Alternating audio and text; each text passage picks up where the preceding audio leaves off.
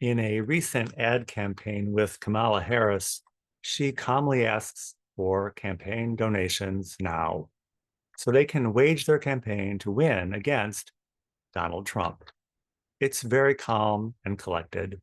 There's no rancor. It's startling because Kamala gives legitimacy to Trump's candidacy in a way that used to be called normalizing bad behavior. We all have a window of opportunity. We have one and we're in one. We can't be all things to all people all the time. Some have their doubts about President Trump because he seems to moderate and contradict himself. And now we have the warm and fuzzy Camilla.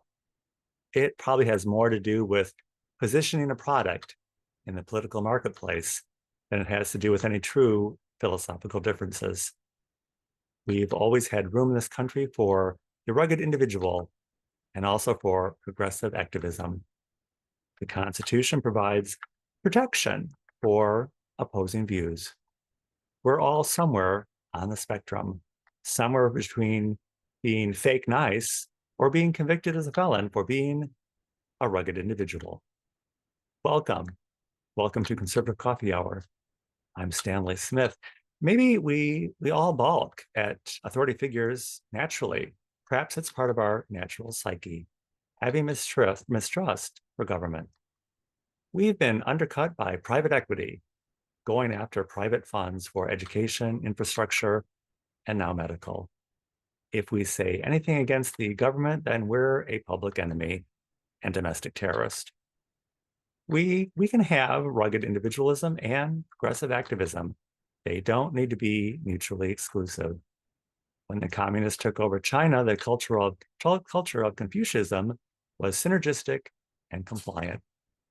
Here in the US, we have the synergy of doubting, and the Constitution enshrines it. Doubt is part of faith, but doubt is not part of certainty, following the science, or running a non-government agency. They say we're headed towards civil war, but cooler heads will tell you it's all just business as usual. Robert F. Kennedy said recently at the Libertarian National Convention that we all need to be engaged. We're not being asked to do all that much. And the worst thing that can happen to us is that we'll be publicly shamed. Nobody wants to be unkind and we all want to be nice. But at what cost? Is it a cost to ourselves or is it a cost to others? Being silent and not engaged, it plies on the freedom of those who will come after us. Cooler heads will tell you this is not the worst of times. They will tell you that it's pretty much business as usual. Whoever wins in November, it will still be pretty much the same story. We're only heading towards civil war in our own minds.